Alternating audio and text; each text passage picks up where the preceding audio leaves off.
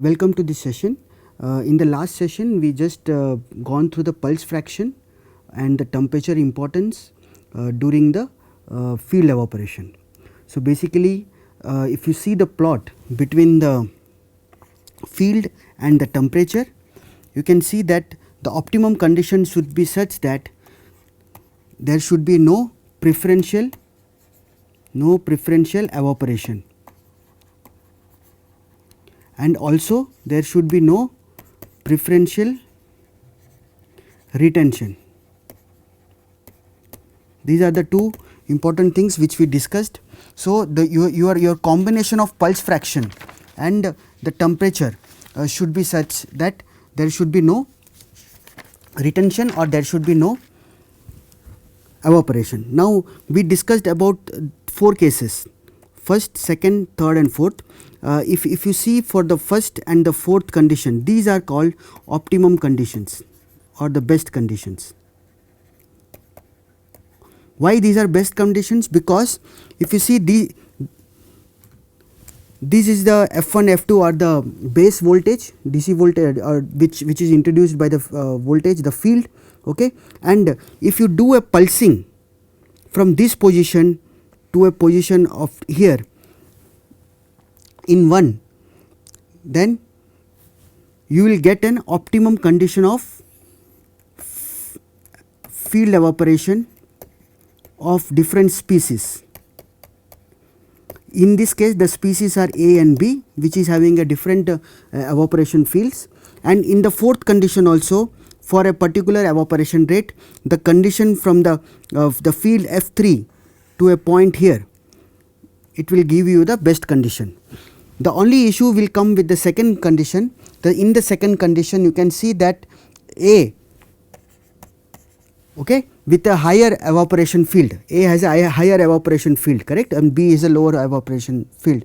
So in the condition 2, you can see that the pulsing of voltage, the pulsing of voltage does not reach up to the point of A where it needs a higher evaporation field. So what will happen, that the A will be retained on the surface because of the pulsed field not enough to promote the field evaporation of A species, because it has not reached up to a point where the A can be field evaporated. Similarly, in the case of 3, you can see that the B for your DC voltage, in the field which is introduced by the DC voltage, it starts from this position F2, and if you put up a pulse here, you can see that the DC voltage is higher than this particular curve for that evaporation rate of B. So what will happen, this will lead to the B atoms are provoked during the DC voltage itself. Okay, it means that there is no need of pulse electric field for the field evaporation of B species. Okay, so this is the case of HV pulsing methods. But in the case of laser pulsing, this graph is also valid. Only thing is the optimum condition should be in the horizontal condition. Okay, so all the should reach by in the horizontal condition, but the arrows would be in the horizontal condition. So this is the way we discussed in the last class.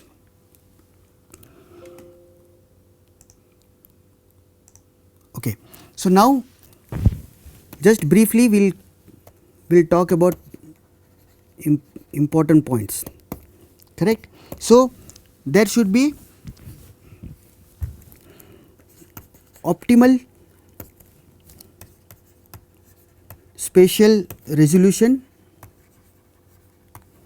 and composition, okay, and this depends upon temperature and pulse fraction, which is a function of the material which you are using it, correct. So you should avoid the preferential evaporation. Okay, so it means that the electric field which is needed should be lower enough so that the specific loss of atoms will not take place, correct. The second thing is preferential retention. So the electric field should be the electric field due to the pulse should be high enough to reach the more than the evaporation field of that particular species. Okay. So these are the two important points which we need to be taken care. Okay. Now we will talk about the selection of pulsing mode. Means on what condition whether we can use HV pulsing and whether we should use laser pulsing, on what conditions we can use. So HV pulsing, these are not suitable for the low conductivity and brittle materials. Okay. But laser pulsing, this does not suffer from the conductivity issues. Okay, so field evaporation takes place due to the temperature or thermal pulse, we can tell, temperature pulse. Okay, and the amplitude of temperature rise for a given pulse energy, the amplitude by which thermal pulse increases, it based on for a specific pulse energy can be different for different specimens. Okay, depending upon the material. Okay, so in this we can also use the laser pulse for the high resistive ceramics also can be used. But in HV pulsing mode, as I told you that low conductivity or insulators, these cannot be used. Okay, why? Because of the poor conductivity. Because of the poor conductivity,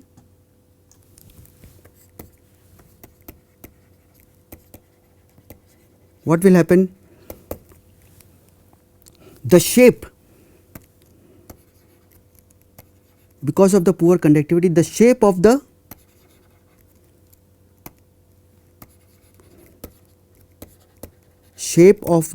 pulse, means HV pulse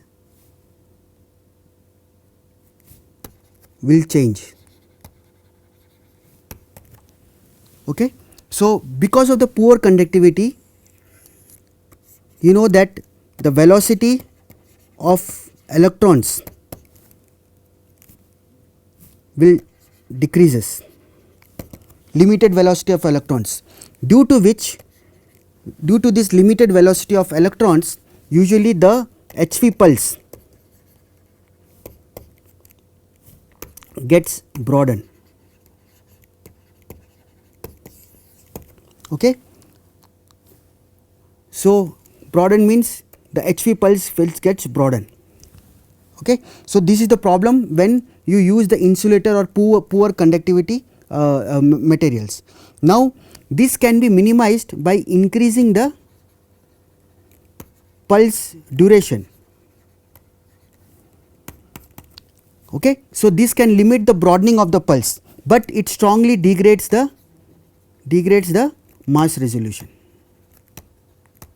Okay. So usually for the low conductivity and insulators, we usually think about the laser pulsing method for optimum conditions. Okay.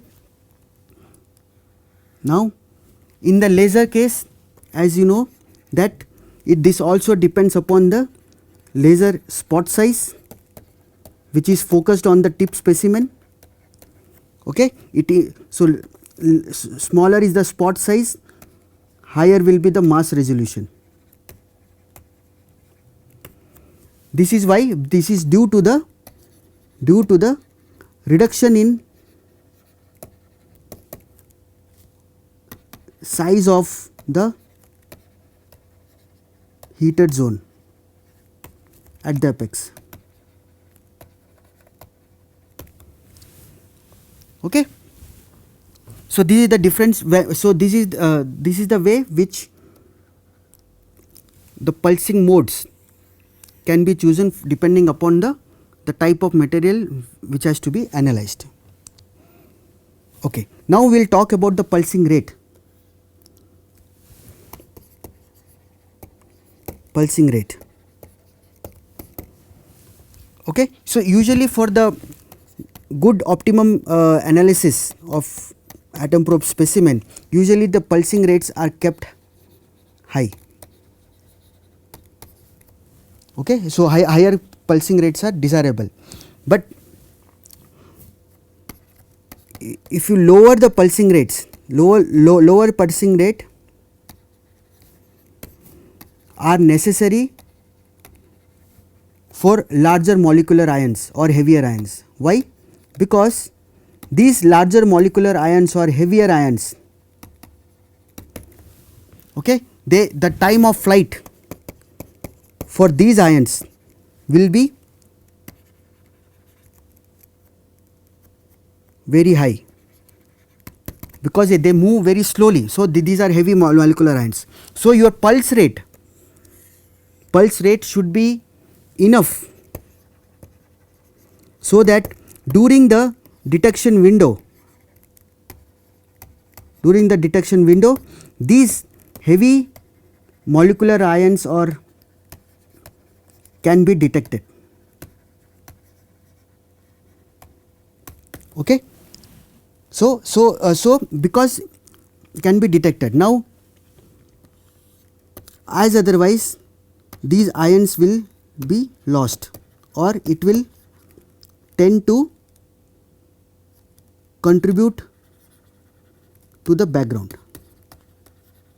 So you will not get a definite peak or the mass to charge ratio peak of these heavy molecular or heavy ions. So usually what we follow is, if you have a heavy atom, some for example rhenium, okay, or molecular ions, if you have these species in your sample, then usually we use the lower pulse rate.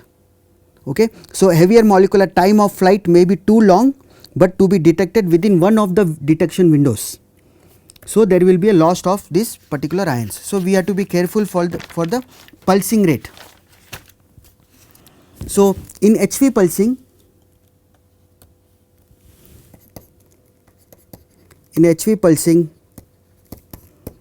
a higher pulsing rate, it means that longer time during which the specimen is held at high electric field.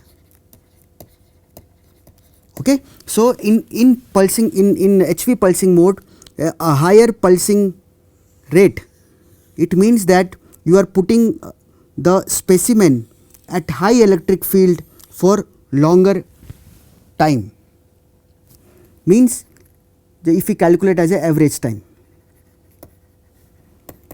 Okay. Therefore what will happen is, the departure of an atom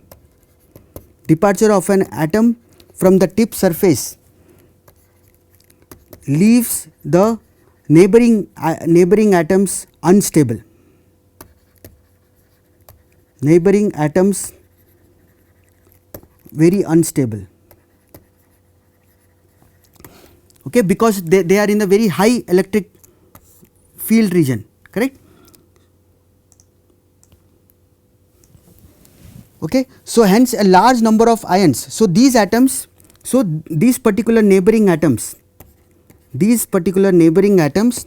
are more prone to field evaporate during that particular pulse itself.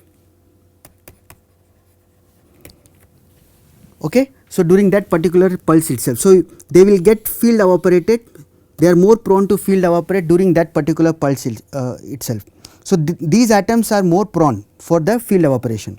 So because of this, a large number of ions are detected on few pulses. After one pulse has provoked the field evaporation. Fine. This is the case of HV pulsing. In the case of thermal pulsing,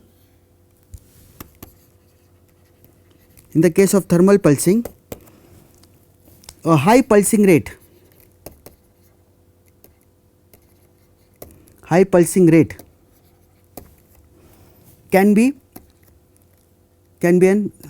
it can create a problem. Okay, what problem? Because the problem is, if it is a high pulsing rate, as you know, in thermal pulse you are actually heating the sample.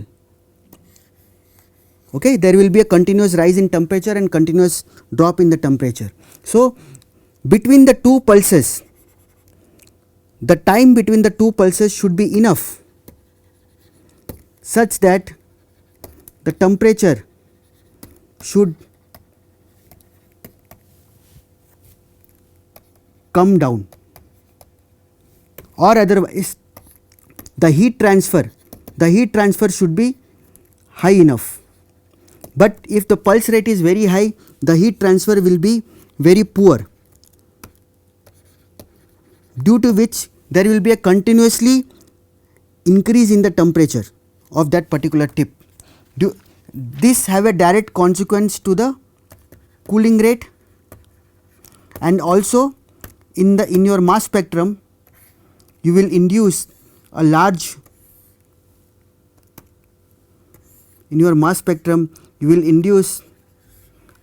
tail,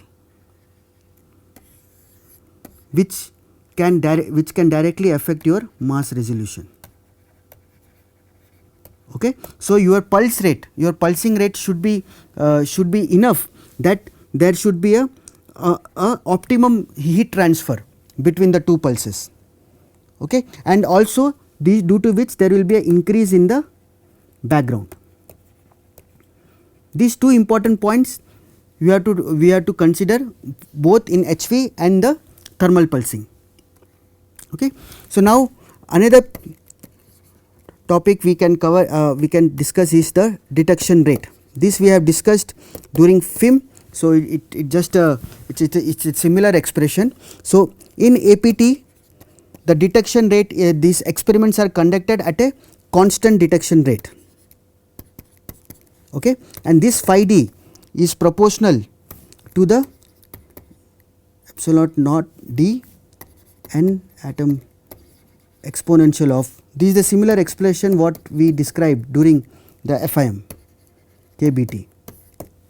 Okay, so here the epsilon naught d is nothing but the detection efficiency. Okay, and NAT is the number of imaged atoms over a specimen surface. Okay, and this expression, exponential of this expression, considers it reflects the probability of field evaporation. Fine. So this is the detection rate.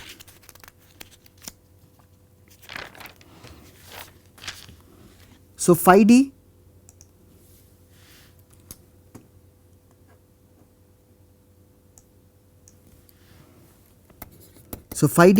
is directly related to the you know that detection rate is directly related to the electric field. Okay, so as the atoms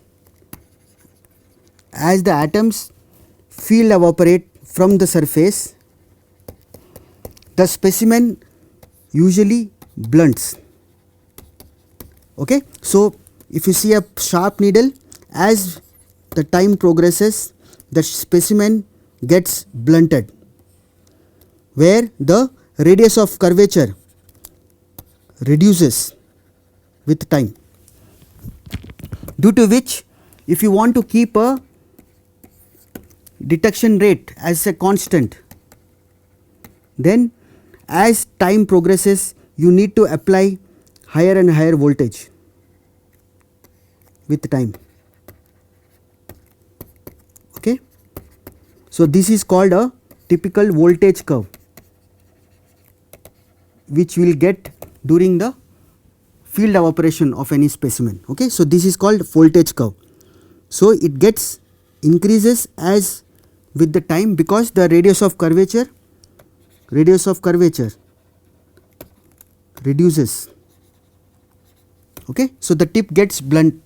So to compensate for the constant detection rate, your voltage should increase as your tip radius is consumed.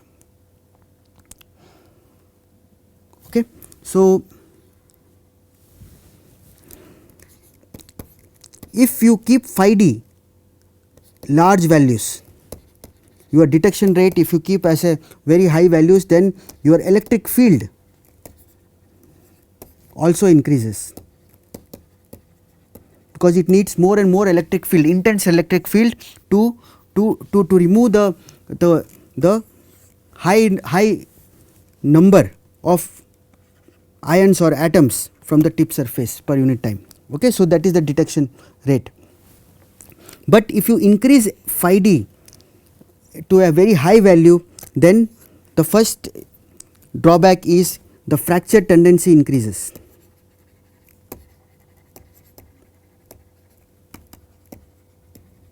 Okay. Also the case of multiple events,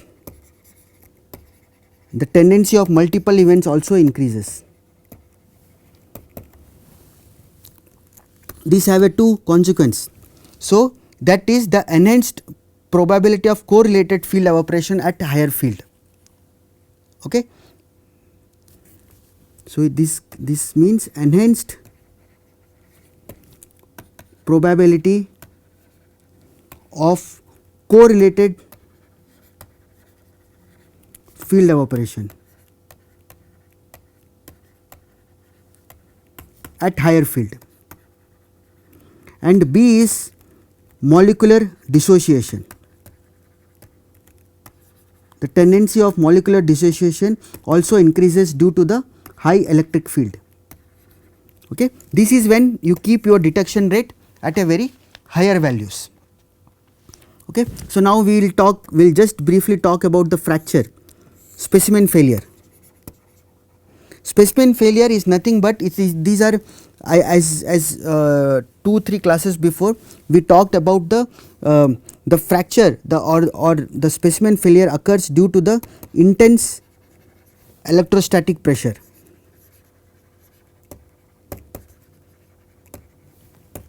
Okay, due to the applied electric field for field evaporation. So this is called a rupture, or what we tell it as a flash. Okay. Sometimes what happens, the needle specimen, it does not fracture catastrophically. Sometimes there may happen the micro fractures in your on the tip surface. So you have an atom probe needle, it might possible that it can fracture from this region as a micro fracture, correct. So the specimen is still intact. Okay. So this particular part, the shadowed part, will get micro fractured. So due to which what will happen, the position of the tip or the highest radius of curvature will change from this position to this position. Okay. So due to which there will be a change in the position of ions hitting to the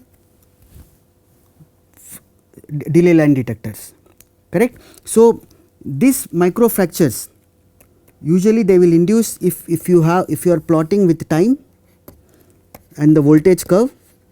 What will happen when you increase your voltage with time, there will be a uniform field evaporation, but suddenly if there is a fracture, then what will happen, the voltage curve increases drastically. Again it continues. This increase in voltage curve drastically, it is due to the, you kept the phi d, the detection rate, constant.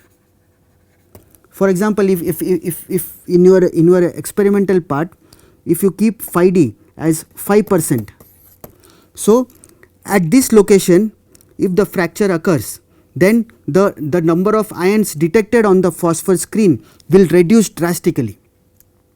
Okay, so it will fall off, but you have to maintain a constant detection rate. So what will happen, the system will try to increase the voltage. Okay, so there will be a sudden drop. So usually what will happen is there will be a sudden drop and again there will be an increase in the voltage. This particular usually we will see in different materials. So you will have a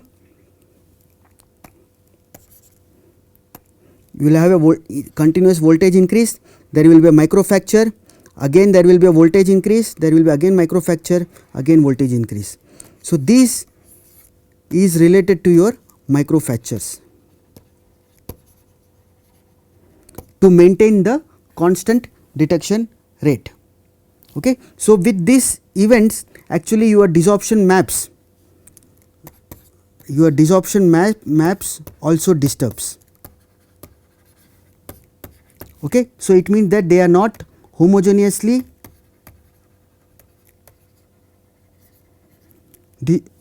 filled with the ions. Okay, and it's also with the ions. Now we will just briefly go through the mass spectrum again. What are the conditions which we need to be taken care for a good or quality mass spectrum? Okay, the first thing is peaks. So as your ions being detected, the number of peaks actually forming within the mass spectrum dictates or shows the quality of the quality of the data.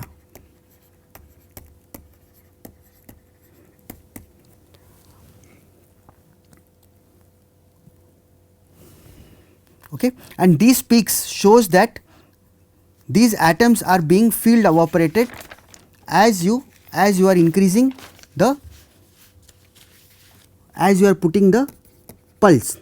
But sometimes what happens, in some material at initial stage, when you are applying, when you are not applying a pulsing, you just applying a DC voltage, what will happen, there will be in the mass spectrum it will not appear any peaks, because it's that's the constant evaporation, constant field evaporation of atoms without pulsing. Okay, so you will not get any peak, you are just getting a increased background with time. I am talking about with time in this case, increased background with time, because your number of ions increases as your time progresses. So so the DC, this is called a DC field evaporation. Okay, and this usually occurs at a very early stage of the experiment.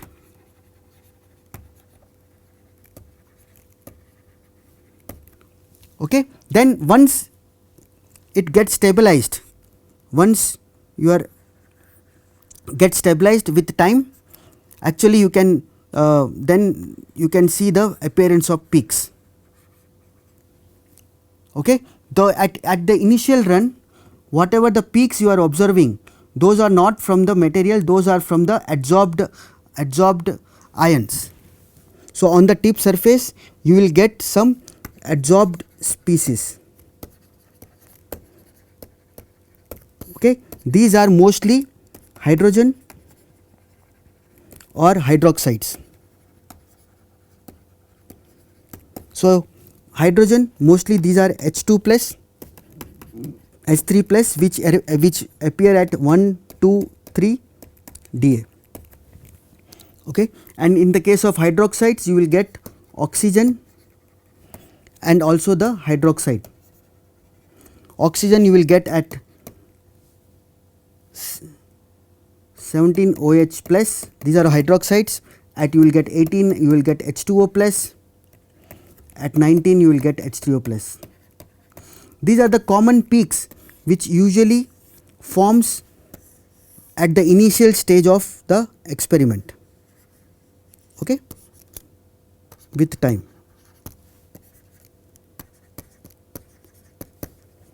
These are commonly, so these peaks actually progressively disappears as these all adsorbed species are get ionized, until this all gets ionized.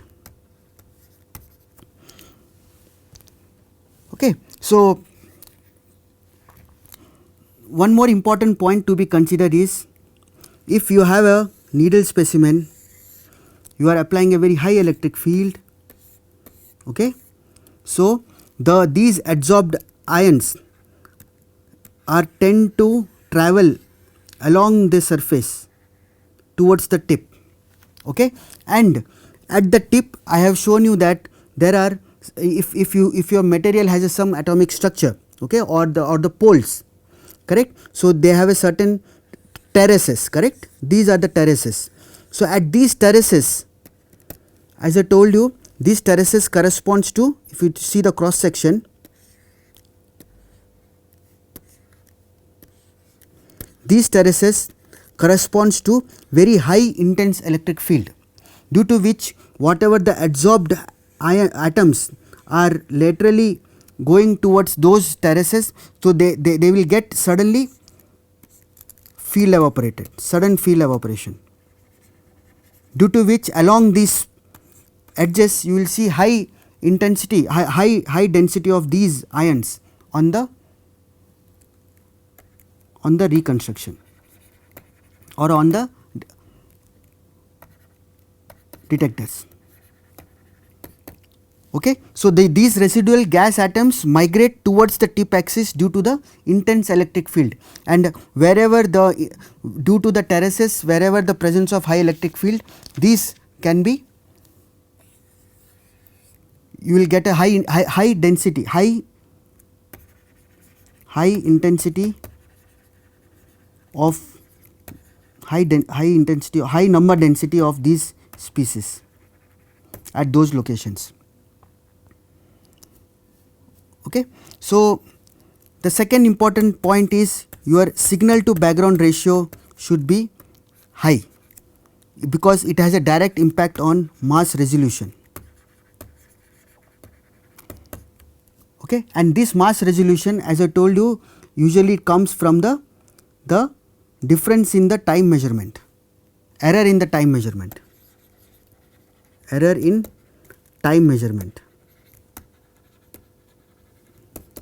Okay. So, if in HV pulsing, a decrease in time of flight,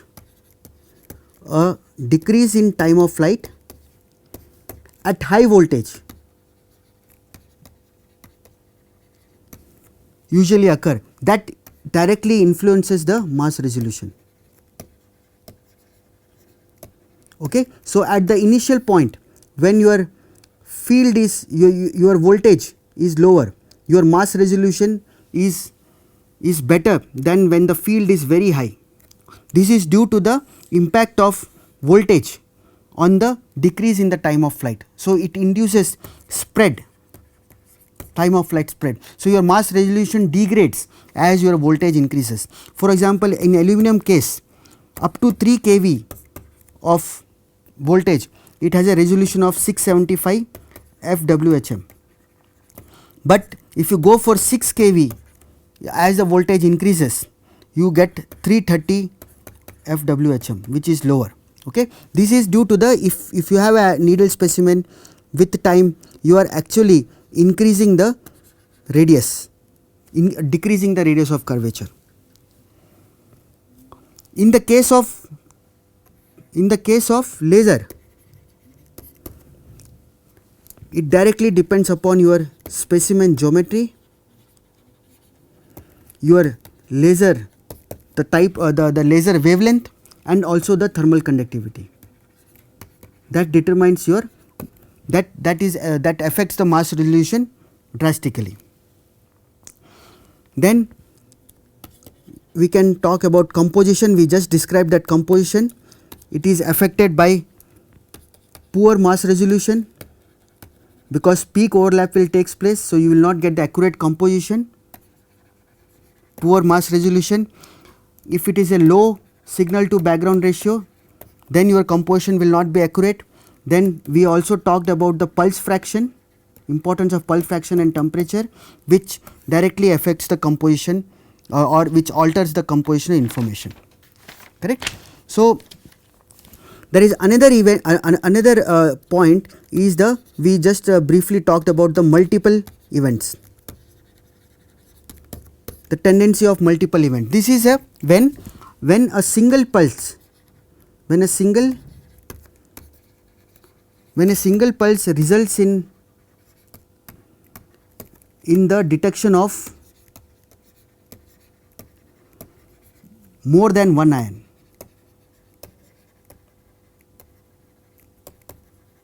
That results to the multiple events. So the number of detected ions from a single pulse referred to as event multiplicity. Event multiplicity. Okay. So these multiple events, as I told you, it can also increased by molecular ions that gets dissociated, and that can be detected during the single pulse. Okay. So ions detected on multiple events tend to arrive at closer in space and time, in which the detectability will get reduced. Okay. So it will have a direct consequence on the composition. Okay. So based on this, what we can arrive is that there should be a optimal balance of different parameters. Okay. So your signal to background ratio should be very high. It can be done by lowering the temperature, which will have a direct influence on the electric field. Okay. You will get a high spatial resolution. Okay. So here I am showing you a radar plot where this is the case of aluminum, copper, magnesium. Okay. And this is operated during HV pulsing mode. Okay. And here you can see that there are different parameters which has been plotted as a radar axis. Okay. Different parameters, and this gray area is termed as the optimum area to get a good combination of mass resolution plus composition for an aluminum copper magnesium alloy during the HV pulsing mode. Okay. So with this I'll end this class now, and in this with this we have completed the main parameters which are important during field evaporation in an atom probe. We discussed about the different modes, HV pulsing and laser pulsing, and pulse fraction, importance of temperature, and how they overall control the mass spectrum or the mass resolution of the analyzed specimen. Okay. And these parameters not only controls but the specimen geometry, specimen conductivity, the type of specimen, whether it is a brittle or ductile, whether it is an insulator or conductive. These all things contribute to the choosing of optimum pulsing mode, whether it is HV pulsing or the laser pulsing.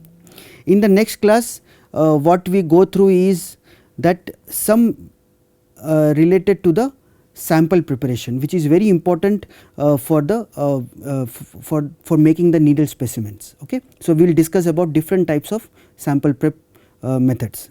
Thank you.